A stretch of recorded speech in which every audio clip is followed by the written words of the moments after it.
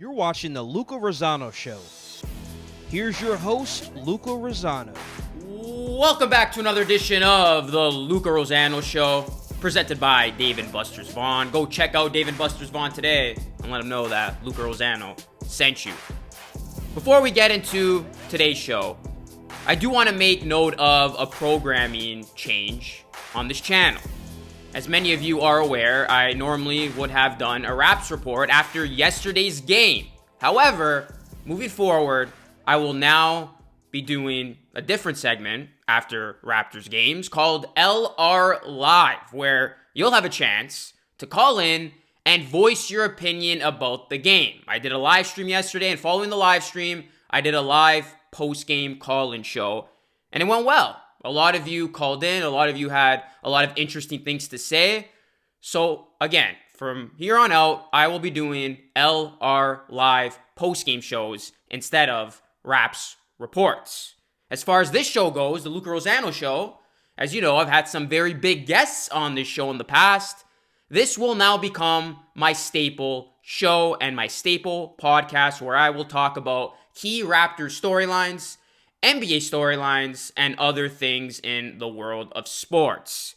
So I thought it'd be easier just to keep everything on one podcast. So again, LR Live will be the Raptors live postgame show, and the Luca Rosano Show will be my flagship show. All right, now that we got that programming out of the way, we need to talk about Pascal Siakam. We gotta talk about it. It's the big elephant in the room, and you guys would be damned if I went these 2 days in between, or day and a half in between game 1 and game 2, without addressing Pascal Siakam and that hot garbage of a performance that he had yesterday against the Boston Celtics in a dismal, embarrassing blowout loss against the Celtics. Now, to be fair to Siakam, he wasn't the only one that played pretty bad in that game. The entire Raptors team collectively forgot to shoot the damn basketball. They were 36% from the field and 25% from three. What needs to change is Pascal Siakam's performance, because I specifically said in my preview and prediction video last week that if the Raptors want a chance to win this series against a very good and talented Boston Celtics team, Pascal Siakam needs to bring his A game. Pascal Siakam needs to be the Raptors' best player. And yesterday, he looked like a guy who didn't look comfortable in that situation, and he looked like a guy that nowhere resembled an all-star for this team. Siakam had 13 points, was 5 of 16 from the field, 0 of 3 from three-point land, 3 rebounds, 2 assists, and 2 steals. That is not a stat line from a guy who is going to lead you or help lead you to the promised land. People were really comparing Pascal Siakam and arguing that they would take him over Jason Tatum. Are you kidding me? Now, Jason Tatum didn't have himself the best of games also yesterday, but Siakam's got to be better than this, straight point blank. He was never able to settle in offensively, unlike a lot of other Raptors on this team, in particular Fred VanVleet, who did not look himself. But guys, you look at Siakam, he needs to play more inside-out basketball. This dude was caught on the perimeter, and he can't start his post-ups from 15 feet away from the basket. I mean, his post-ups were hard to watch in this game. He was forcing it, he never got in a rhythm, and every time Siakam looks to be rushed out there, that is never a good sign. The Raptors need a lot more from Pascal Siakam if they want a chance to win this series. Because if he continues to play like this, the Raptors might be going home sooner than we expected. And let's not forget, guys. Now, I know a lot of people might be saying we're too harsh on this guy. We all got to chill, because we all know Pascal Siakam got roasted on Twitter yesterday and basically all other social media outlets. But anytime you take a guy like Pascal Siakam, remember, guys, the Raptors gave this dude a 4-year, $130 million maximum contract extension before the season started. So they basically said, Siakam, this is your team now. Kawhi's gone. We're giving you the keys to the car. We need to see, and you need to show us that you can be this team's best player. And yes, Siakam did get it going a little bit in that series against the Brooklyn Nets in the first round. But the most alarming part about this, that you give a guy this big of an extension and now you've had basically an entire season sample size, is Pascal Siakam. How many times does he become small in stature, and how many times does he disappear against the good teams, against the elite teams, teams like Boston, who have a very legitimate shot of getting to an NBA Finals?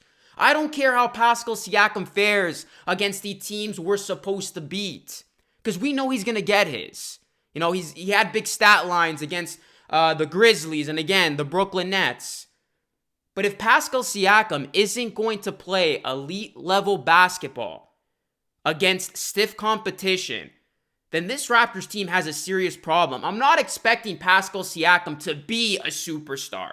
And I remember there was a conversation that many Raptors fans believed he was a superstar. No way. And he's ways away from getting to that level. But we need Pascal Siakam to at least play like the best player on this team. That's all I'm asking.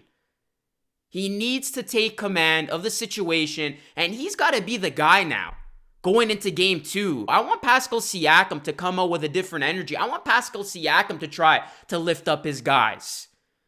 Kyle Lowry is obviously the leader and the heart and soul of this team, but I want Pascal Siakam to do his speaking with his performance. I want him to come out aggressive, not sloppy, and I want him to come out playing more of his game, inside out, not parking in the perimeter and hoping your shot's going to fall.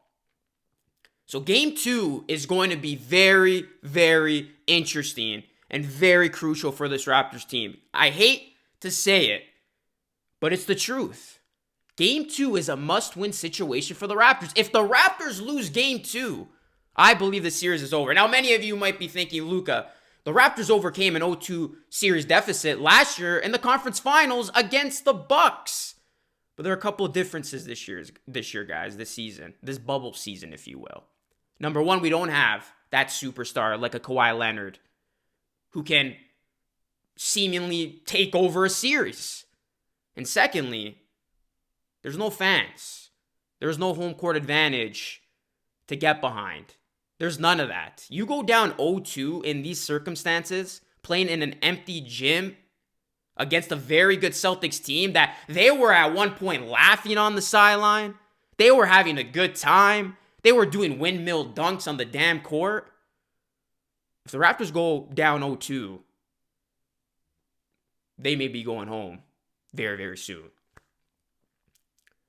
So all eyes will be on not only Pascal Siakam, but this Raptors team. Will they be able to get it going? I don't think the Raptors are going to shoot this bad again. But who is going to be that guy to fuel this team when they are facing adversity? That guy last year was Kawhi Leonard. Who is going to be that guy in a series like this?